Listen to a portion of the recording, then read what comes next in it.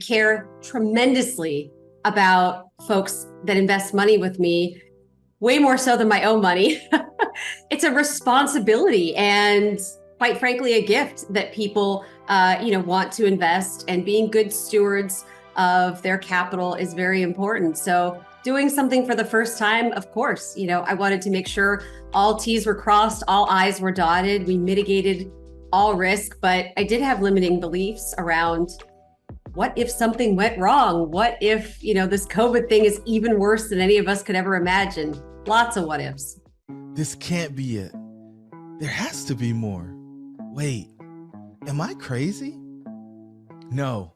If you're yearning for more and working hard to make your dreams a reality, then you're in the right place.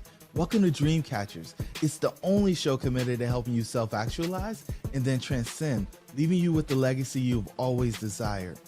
Listen in on conversations with successful philanthropists, entrepreneurs, and founders every week as we connect with them for inspiration, education, and direction. Your host, Jerome Myers, is here to help you exit the matrix and transform into a leader of your own revolution. The question is, do you believe your dreams should be real? Hey everybody, and welcome to the Dream Catchers podcast. I'm your host, Jerome, and you are in for a treat that you haven't experienced in probably months or years, because I've got Amy all the way in from Southern California with me today. And I don't think people really understand how dynamic this woman is and the things that she's overcome and how she is showing up and connecting people with deals that they wouldn't traditionally have opportunities to get involved with. A true champion, a true crusader, but I'm not going to ruin the intro. Amy, how are you? Jerome, I'm amazing. Thank you so much for having me. That's a really humbling introduction, and I'm just really excited to hang out with you and provide value to your listeners. Well, yeah, I think that goes without saying. I mean, as soon as you show up, you start providing value, whether it's the witty humor or, your subject matter expertise. And so, you've had a really interesting, we'll call it 3 or 4 year transformation, right? You went from being on disability to acquiring a huge multifamily portfolio. So if you don't mind, can we take the listeners on the journey and just kind of break down like where you were and kind of how last year ended up and what's been going on this year? Yeah, absolutely. So you want to start about 3-4 years ago? Yeah, let's go there first, and then All we'll right. go back and get the other stuff later for more context. Perfect. Yes, thank you for setting that up. Well, yeah, and just 3 or 4 years ago, I was medically disabled. I'm 41 years old now, so 4 years ago, let's say 37. I have cystic fibrosis. It's a genetic illness, some may have heard of it, that primarily impacts my lungs, and my lungs have been gradually deteriorating throughout my entire life, and they really reached a pretty tough point in 2017, so about 5 years ago, if I could do math at this time, where I just wasn't able to hold down a job. It was, I'm pretty driven. I really am driven by, contribution and being able to impact the world. So my body not allowing me to do so was quite candidly pretty devastating. But thankfully, at the end of 2019, a drug that we had been praying for, hoping for, fundraising for, came to the market and completely changed my life and the life of the vast majority of people with cystic fibrosis. So my health has been restored, and I decided to utilize that to build a real estate portfolio with my investors.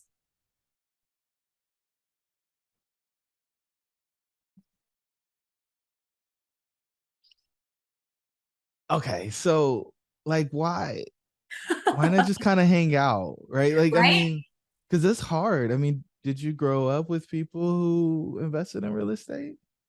No, very humble, lower middle class family. In fact, my father is 69 years old and still does manual labor. So definitely not something that Yeah, it was something I grew up around, and it's a really great question because despite my improved health, I could have been on disability for the rest of my life. And there's nothing wrong with that, of course. It's a tool that, some people desperately need, but I really wanted to see what I was capable of. It had been a dream that had been on my heart for longer than a decade, to figure out how to not have to trade my time for money. And most importantly, use it as a vehicle to impact some important charities, organizations that are near and dear to my husband's heart. So I love a good challenge, especially when it seems, maybe people haven't done it as much before. As a woman that's disabled, hey, what can we do? Let's see what's out there. So that's what's really driving me. How'd you get exposed to it though? Because I feel like if you don't know somebody, you don't know about it. So true. Well, I was quite candidly on a desperate search to figure out how to be self-sufficient. Having cystic fibrosis meant I knew a ton of people in my community and knew what my fate likely would be, where I would be too sick to work, would likely either eventually need a lung transplant, or, my lungs would stop working. So all I knew was how to trade my time for money. And when you know without a shadow of a doubt that your health is going to get worse, I like, well, how do I get a bigger, better job? How do I save? My parents sacrificed so much raising me. You can imagine having a child with a disability. And while of course they would always do whatever they could to support me as an adult, I didn't want to have to go back to them and say, hey, I'm too sick. Can you help me pay my bills? So I stumbled upon that purple book that I think many of us know about, Rich Dad, Poor Dad, in the Santa Monica Library. And when I tell you that my head exploded, I just like, oh my gosh, there's another way to earn income where I could be sick in the hospital maybe and still, yeah, have money work for me and pay my bills. So it was such a mindset shift, and quite candidly, quite a blessing to know that such a thing existed. So the book was a turning point for me. Wow. Okay. And so I'm sure some of our listeners aren't familiar with cystic fibrosis, and they might be Googling trying to figure out what it is. But if you had to explain it to a Labrador retriever, how would you say it? So it is a genetic illness. So both my parents are silent carriers. They didn't know. And it primarily manifests itself in people's lungs, in my lungs. So thick, sticky mucus, without getting too gory, is kind of characteristic, causing a lot of coughing, infections that need to be treated in the hospital, as opposed to, like taking an antibiotic or something that just makes it go away. And those repeated infections over the years cause significant lung damage, and then eventual kind of lungs not working anymore. So a lung transplant is generally needed. So when I was born, I was supposed to live to be about 16, 18 years old. I'm 41 now. I love to talk about that. You can see my gray hair. I wear it proudly. But yeah, that's really characteristic of the illness, or was prior to this miracle medication coming to the market. Okay. And so we just had this respiratory disease thing happen over the past couple of years. What did you think when you heard about it, and how did it impact your world? What I heard about the medication or real estate? COVID. Oh, COVID. COVID. Oh, that thing. Oh, yeah, yeah. Yeah, pretty overwhelming, as you can imagine. Despite, feeling better, I still have, some scar tissue and lung things that, don't impact me on a day to day, but that could really, not be great during COVID. So I was pretty isolated, and quite candidly a bit disappointed, because I got this new miracle drug in November of 2019, and we all know what March 2020 brought. I was under contract with my first deal. I couldn't go out to do due diligence because my doctors didn't want me traveling. So it was a scary time, without a doubt. But we can get into it. But so, as with all scary times, it just depends on what you decide to do with it. You can turn it into a positive. Wow. And so your first deal, you're under contract, you purchased it, but you never visited. And you help raise money to put money in the deal. And so some people may be saying, well, how is that possible? Like, how do you buy real estate, get other people to invest in your first deal, and never go and see it. So, I mean, what's the magic in that black box there? Yes, the magic of partnership. This is a team sport without a shadow of a doubt. So living all the way in Los Angeles and looking at deals in the southeast of the United States, having business partners that have complementary skills, that you have relationships with, that you trust, that can be boots on the ground and work as a team is incredibly effective. It really is the magic sauce of this industry. Okay, and so get more technical with me, more tactical. You have Yes. partners and they, am I reading too much in between the lines and saying they were able to do the stuff that you couldn't? Yes, absolutely. Yeah, especially at that time when I couldn't travel. So working with property management, being boots on the ground, doing due diligence where we always walk every single unit and inspect the entire property. So yes, absolutely, they were able to do that. You don't necessarily want to buy a property sight unseen. No judgment for anyone who does, but for us and our level of risk mitigation, that's important. So yes, thankfully they were able to do that. But the whole world really opened up to me, ironically, as I was raising capital and doing other things, because everyone was on Zoom, right? I wasn't the only one sheltering in place, which is something I was used to, kind of being the only one with the respiratory, fear. Now everyone had the respiratory fear, or a lot of people did. So a lot of things really opened up in terms of connecting with folks during that time, ironically. So, how did you meet these people? Because I mean, you said you had pretty humble beginnings. Your dad's still doing manual labor in his 60s.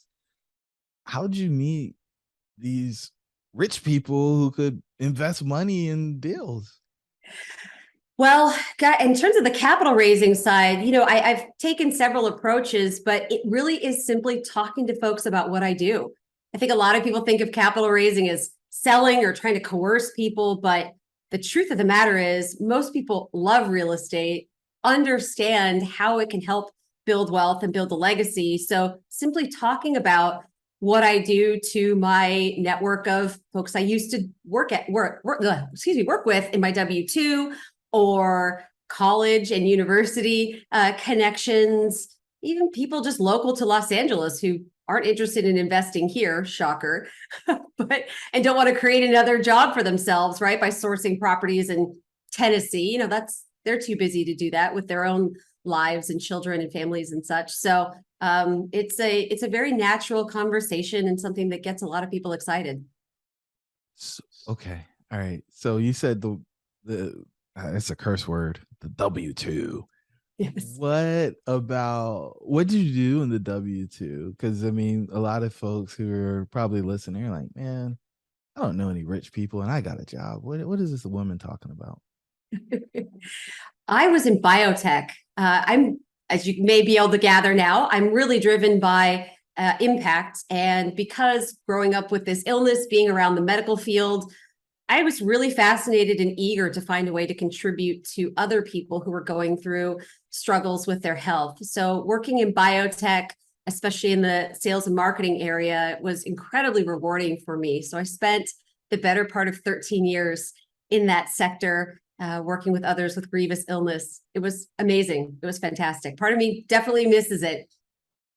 Wow. I mean, I still think you're making an impact with the investments that you're making in people's housing, right? I mean, it Absolutely. might not be a medicine, but environment is really, really, really important. And, for the listeners who don't listen to Multifamily Missteps, Amy came on that podcast and shared a really funny story. Can we revisit that just for a couple of Oh, minutes to talk about how you've been able to make an impact in the life of at least one person for sure? yes, absolutely. Are we talking about the woman that we encountered? Yeah. Yeah. Oh, I will share the story, but it still breaks my heart a little bit. So, okay, let's go. Do you want to tee it up? You want me to tee it up, Jerome? Just go. Go. The day after we took over this property in Tennessee, this is about a year and a half ago, we received a call from our property management company letting us know that there was a wheelchair bound woman that the previous owners and the previous property management put on the second floor of a building that didn't have an elevator. So she was scooting down on her tush the stairs in order to go in and out of her apartment complex, which I think all of our hearts break to hear when someone has, some mobility challenges, that they're living in a place that makes it even less accessible.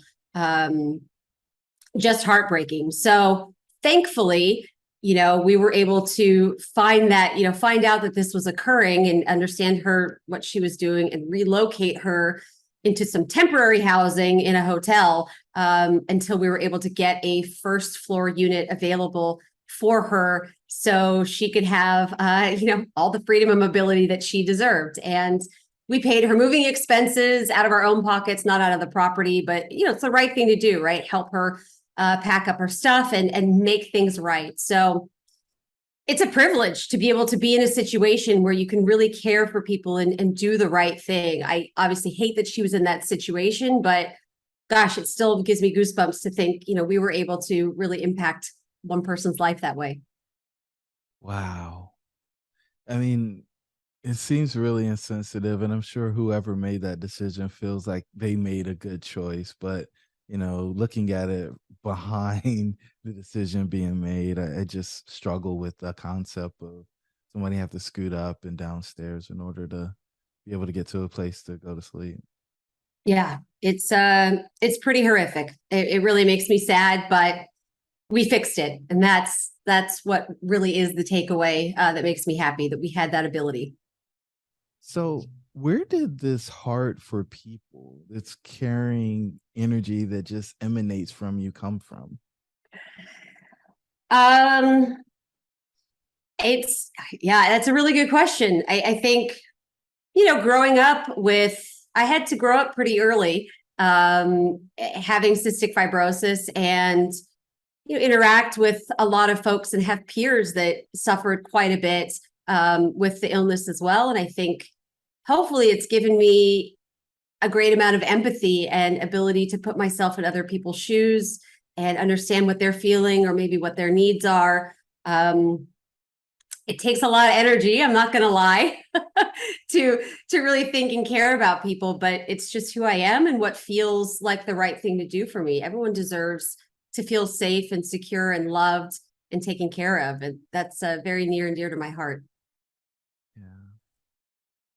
I I feel like it's rarer than it should be. So I really just wanted to acknowledge that. And so, all right, you're working for 13 years, and then you mentioned that you were on disability. Mhm. You do a complete pivot while you're on disability, and you come back out doing the multifamily thing. What did that do to you on the inside when you left the career behind? Because I can only imagine, not knowing if you're going to live past the age of 16, to getting through school and graduate school and getting into biotech and going out and selling. And she's being modest, ladies and gentlemen. She wasn't just on the team, she was a leader for the nation, for the company, for year after year. Um, and then like going back to this place of, well, I can't take care of myself. I need help. I'm sure there's somebody out there who is looking at something similar situation wise, Yep. or they're in the middle of it right now. And so can we get down in the hole with them and talk about like what that feels like, so they know we understand, and then talk about how we got out of there, because I think this can really help somebody. I love that. And you're spot on. None of us escapes tough times in life, right? It's part of being a person. It may look a little bit different for everybody. It may, be an illness. It may be a life situation. It may be some circumstance out of your control. But the reality is we can only play the cards that we're dealt. And that's, at least for me, as someone who's pretty proactive and really likes to drive outcomes, that can be very tough to know that there isn't that sphere of control. So yeah, if you're going through something, you're currently in the depths of it, gosh, all the encouraging words, going towards you, of course. For me, what was really helpful was thinking about the next best step. Maybe as corny as that sounds, but really focusing on what was within my control. I could some days read a chapter of a book. I could some days, meditate and work on my mindset. I could some days give encouraging words and support to others. So even though I wasn't able to live the life exactly as I wanted, being in a career that I loved and, kind of creating the lifestyle that I wanted, it didn't mean that there weren't things out of my control that I couldn't impact in whether personally or impact other people. So knowing that you could impact things gave you hope. And then you were just playing solitary. What's when with the cards I have, what's the next move that I can make that's going to get me closer to the place where I want to be? Right. Yes, that's And it. that Yeah. just keeps it from being overwhelming, right? Because you're just doing one thing. Right? Yes. Yeah, I think we all have big goals. Hopefully we do, right? We should have those BHAGs, those big, hairy, audacious goals, but how do you tackle them? Whether you're in a situation where life is tough or maybe life is great and you still have, BHAGs you're going after, taking one bite at a time, figuring out what is that exact next step can feel so fantastic because you're making forward momentum, but you're not completely overwhelmed thinking, how in the world am I going to get from where I am to all the way over there? That can slow some people down or even, cause people to stop, right? Without question. I Yeah. mean, stop or not start because they're scared they're going to fail. I find that there's a lot of people who don't even try because they think they won't be successful in the outcome because they don't have the support, they don't have the strategy, and they don't have the stamina to get through it, right? And Right. stamina is kind of a play on words with somebody who's got impacted lung capacity. So, all right, was there a moment in that space where you weren't working that you would call a rock bottom, where it's like something's got to happen and I got to make it happen? Without a doubt. It it happened pretty quickly. As you can probably tell, I'm decently energetic. Having something to do every day with a job, having a purpose and a goal, and having that all stop, I think maybe sounds somewhat attractive to some people, like, oh, I can just kind of hang out. And that's not me, though. I've got a busy mind that is always thinking about things to do. And it was only a few weeks in when kind of the novelty wore off of what am I going to do with myself? Why am I here? What is, not to get too spiritual, but yeah, what there has to be some sort of meaning from this waiting time, which is tough. And I had a lot of journaling and self-help books and conversations with my creator about what does this need to look like? How can I be the most effective, even if it means just waiting patiently? So yeah, I was quite overwhelmed just even a few weeks into being on disability and made a few big decisions as a result, thinking, all right, if not now, when? If not me, who? Wow. Okay. Okay. So you started questioning the purpose thing. And what's really interesting about that is many people don't actually get to that place where they're questioning, is there more or what was it all for, until they're like in a great place financially and they realize that the money doesn't fix it all. Right. The prosperity, which is level 5 in our red pill model, is where people feel like they got it all figured out and then they get disappointed because it's like, oh, I still feel Yep. empty. I'm still Yep. trying to find the thing. And then they start chasing immortality, legacy, what we call significance. And Yes. you're in that space. You're like, I'm still here. I'm a miracle. You talk about the drug, but I'm a miracle, right? I'm twice as old as they thought I would be at the minimum, right? At this point. And Yep. then like, what am I doing? Right. I often say, hey, I'm here on borrowed time. I know that I was supposed to die on August 13th of 2005.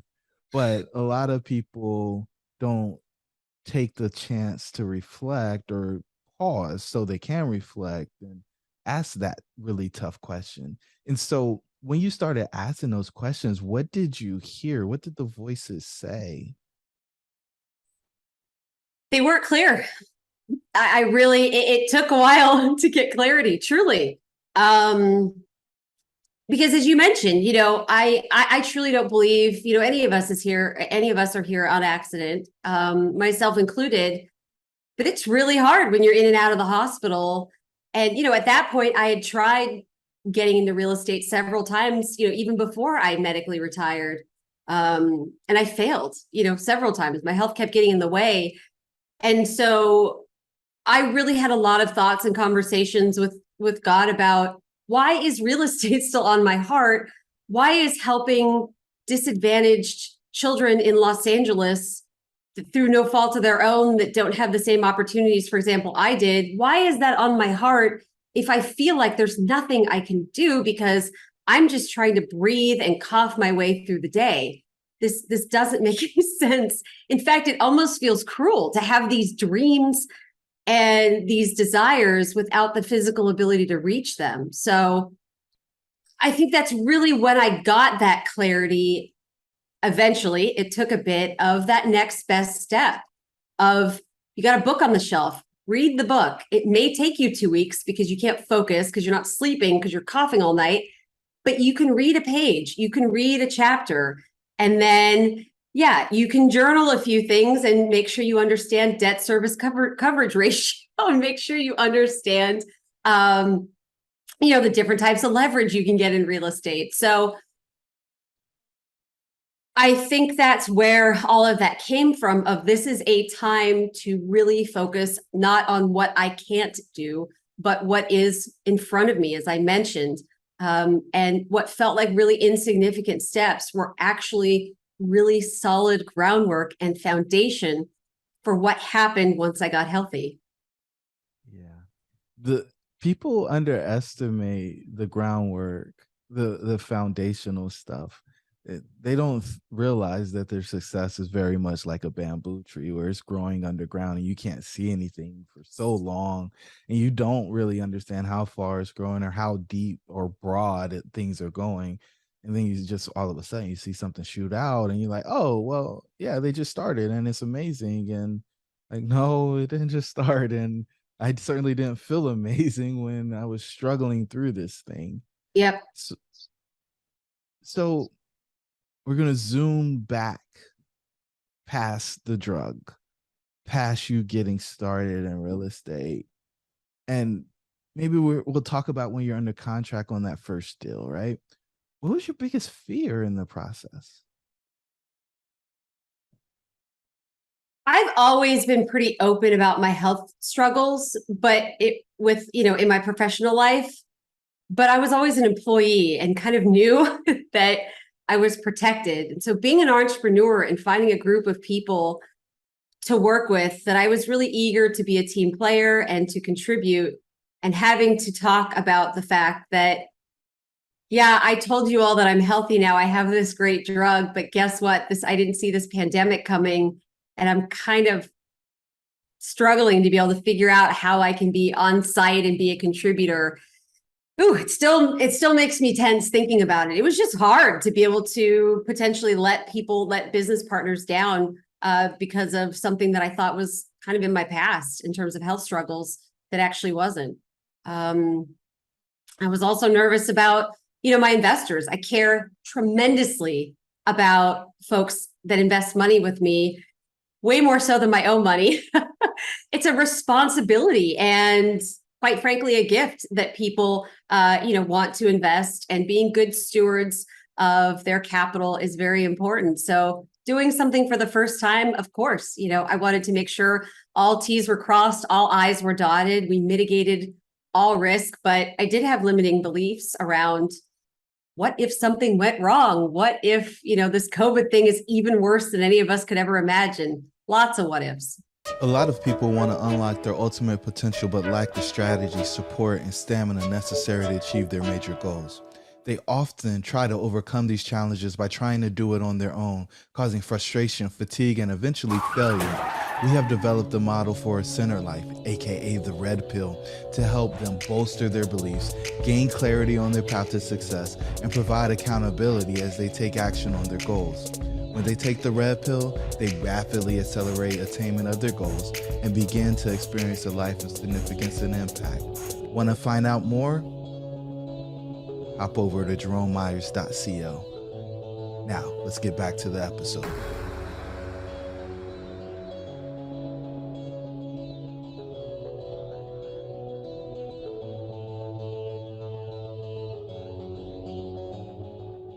I mean, I think a lot of people that don't live in California look at California, Silicon Valley, and they're like, people just raise money, and if it doesn't work out, they kind of shrug their shoulders because it's other people's money. And you're just like, no, I don't want to let anybody down. I want things to go as planned or better than planned, right?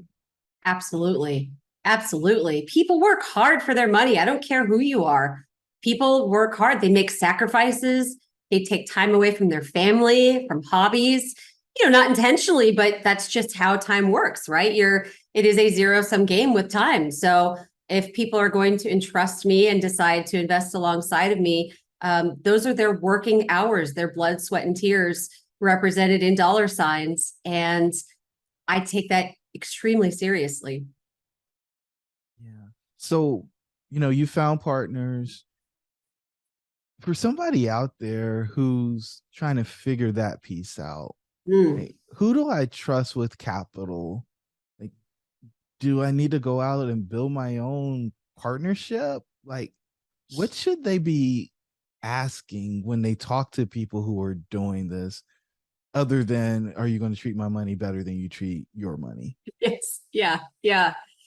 I think a conversation around values is incredibly important. And that can, that can take several conversations around, because everyone has a model of the world that's different. So, for me, putting residents first and making sure, like in that example, that people have safe, secure housing is just as important to me as getting my investors their return. In fact, I think they're inextricably linked. But that's my model of the world. I believe that can be true, and that is true, that you can treat people well, and that actually enhances returns. Some people may think differently, and that's totally fine. But how does that sit with you as an investor? Does that, how are your operators or folks that you're deciding to partner with think about those things and make those decisions? And I think looking at track record or understanding how folks solve problems. You and I were having a great conversation, Jerome, just yesterday about, there are unknown unknowns out there, and that's normal. But are you working with someone that knows how to find the answers? Not do they always have the answers, because there may be some surprises, but do people stop at nothing to get the answer, to utilize resources, to utilize their team to solve problems and reach the outcome that everyone's looking for? I think both of those things are incredibly important to understand and talk about. So you're looking for people who are going to find the answers. You're looking for people who have the same values as you. And the values remain even if it's inconvenient, meaning it may cost a little bit of money. Especially, yes. Yeah. So it's not truly a value or principle or moral if it goes away, if you have to sacrifice something, right? That's the irony of it. Yes, absolutely. Yeah, then it's just a convenience. Yeah. I think so many people miss that piece, because everybody has a great game face when things are going well, right? Yep. Everybody says all the right things when it doesn't cost them anything. There's no sacrifice. But when you really get into it, because entrepreneurship, business it's not an easy game. Right. It doesn't always go to plan. Yeah. Are you going to get me out of it? One of my friends out in California, Spencer Hilligoss, he says, I won't partner with anybody unless they've had a loss, right? Unless they've gotten punched in the face as an entrepreneur. Wow. Yeah. Because if they haven't, then they'll probably do it while we're working together. And they may fold. And I need to know that my person's not going to fold. What wisdom. Wow, Spencer. Yep. That So, is nice. but I mean, it's very similar to what you're saying with the figuring it out, right? They're going to figure it out no matter what. They're committed to that. That's part of their code. That's their DNA. And they've Yeah. been in those situations before. So they have extreme confidence that even if they can't figure it out with their own understanding or wisdom, they can go find other people in their network who can help them do it. So, all right. How much real estate did you buy last year? Let's do some math. We had 276 units in Evansville, Indiana. We had 58 units in Clarksville, Tennessee. My amazing business partner and I, Christy Keaton, bought 80 units in Augusta, Georgia. So too many units to count, but yes, we did quite a bit in 2021. It was a great year for us. That sounds like a lot of money. Okay, so you guys raised money, you found deals, you bought deals, they're operating. And I think that's the part where most things fall apart. Nobody talks about it on LinkedIn. Right? That part's not sexy. Nobody wants to talk about expense ratios. Nobody wants to talk about capital budgets and Yes. construction or falling behind or any of that stuff. And so you talked about your fear being letting partners down and your investors not getting the returns that they want. How did you overcome that? How did you not let that keep you hostage? I think a lot about trade-offs and, mindset work around, something can feel scary, something can feel overwhelming, but it's not always a sign that you shouldn't do something. In fact, it may actually be a sign that you're on the road to expansion, to improving yourself towards reaching your goals. So I think our culture lies to us in some sense about achieving goals and growing ourselves, that it's a smooth path. And, people that have figured it out are just amazing and have never had doubts or fears. So yeah, working with others that help encourage my mindset and really anchoring into the fact that I can feel the fear and do it anyway, because there are tools where we can mitigate risk, right? There are ways to influence outcomes. And what's the downside? What's going to happen if I don't do it? What's my life going to be like if I don't care for the woman who is having mobility issues and can't get on the second floor or can't get to her unit because on the second floor? What about the children in inner city Los Angeles that I wouldn't be able to donate money to for after school programs because, through no fault of their own, they're disadvantaged in several ways. So keeping focused on the goals that won't happen, not just about myself, most importantly about the impact I could have on others, really fueled me and pushed me to move forward. So we're back to purpose. Yes, sir. And it driving you to continue to push and do the uncommon things. That's phenomenal. And it also shows me that you stopped thinking about yourself and it was about others. And I think when we start like putting ourselves in those boxes, in those prisons, we're being selfish, right? Ooh, yes. It's about us and our comfort and not what we could do for others. Would you agree with that, or am I missing it? No, I think you're spot on. I think, yes, purpose above and beyond ourselves can be enormously impactful. And I would argue is one of the reasons that we're here. What are the purposes of us and our existence is, yes, to live our purpose for others and to contribute in that way. So, and that can really help overcome some fears. It's wise to be diligent. It's wise to be mindful and not be reckless, but normalizing fear and hesitancy, I think, is important as well, to your point. Normalizing fear. Somebody told me you're not courageous if you don't feel fear. I Ooh. was like, oh no. He's like, yeah, you can't be brave if there's nothing that you're scared of. Mic drop. Oh, Yeah, that's big. dare you say that? Because there's so many people who have all the answers and they're so strong and Right. they're Yeah. only doing things they're comfortable with. So I mean, what are they really doing? They're not really brave or courageous. But you're just demonstrating how Wow. that is a thing, right? You are that. And so, I mean, what a wild ride, Amy. I am just amazed at like how you've conquered so many big challenges, right? I think most people would be okay with doing one, but like we're going down the list. And so I'm thinking about where you are now versus where you were in that rock bottom. What would you say is the biggest difference in your approach to life between now and then?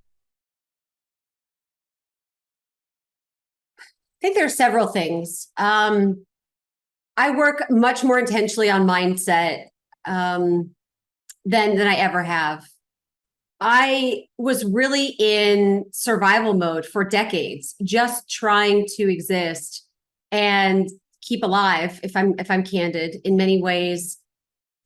And I didn't realize that I had room to kind of work on other aspects of myself other than just keeping my lungs running.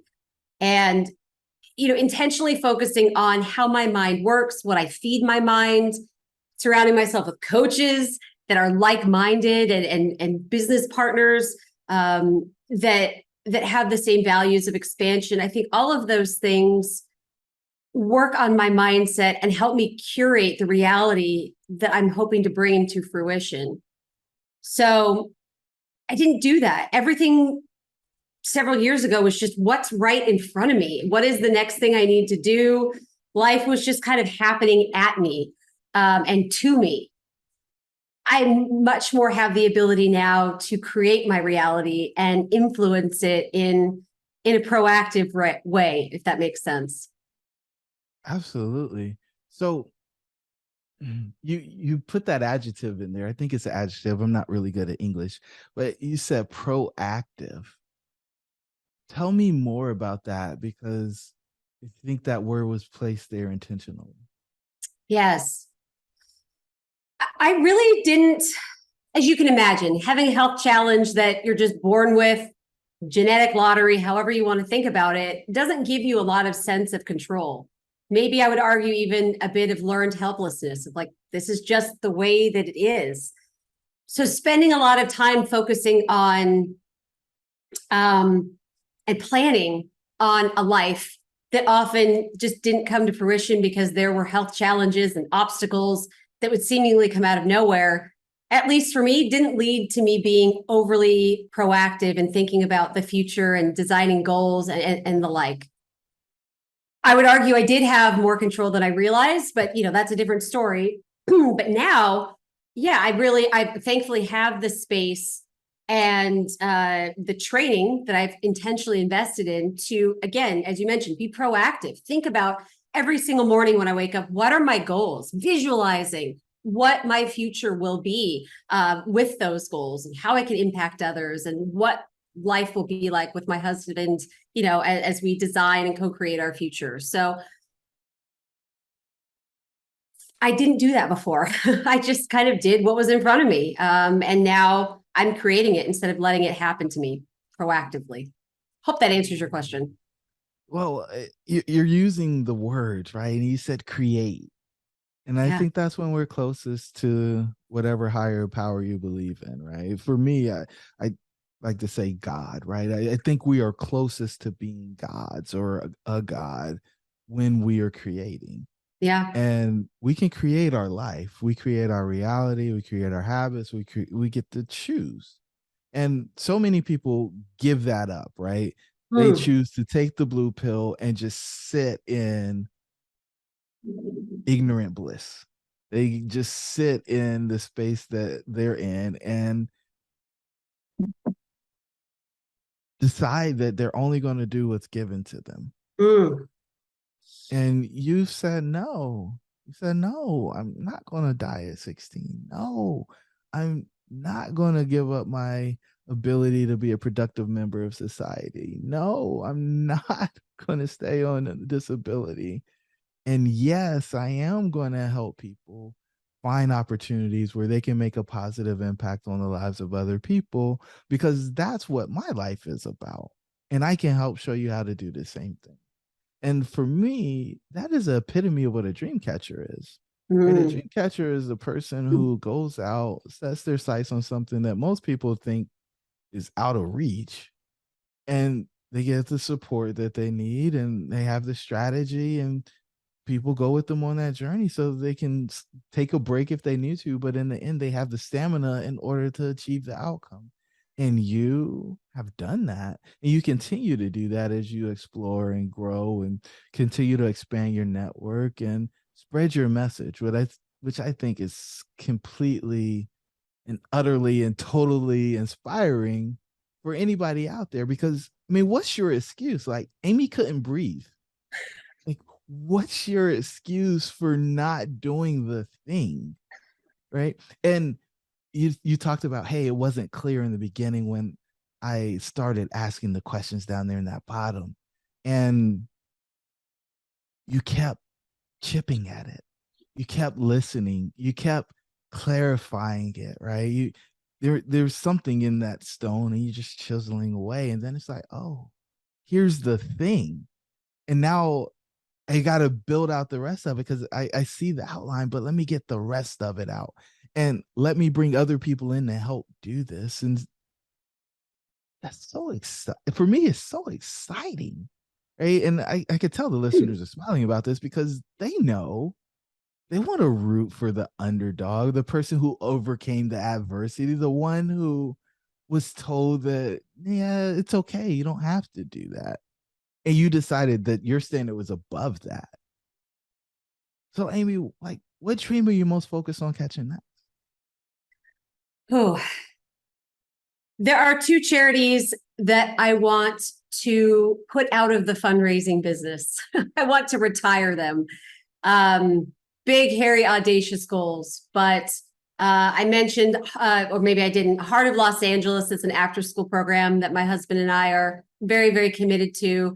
The charity itself is under-resourced, and we want to endow them to the extent that they won't have to fundraise anymore. And there's another organization, about 10% of people with cystic fibrosis don't benefit from the medication, the miracle medication that I'm on, and they're left behind. And I think about them every time I take my miracle drug. And Emily's Entourage, named after my dear friend, Emily Kramer-Gollenkoff, who is part of that 10% group, they're feverishly working with scientists and researchers to discover the medication that will help them. And they have to spend a lot of time fundraising. And I want to put them out of the fundraising business as well by endowing them. Wow.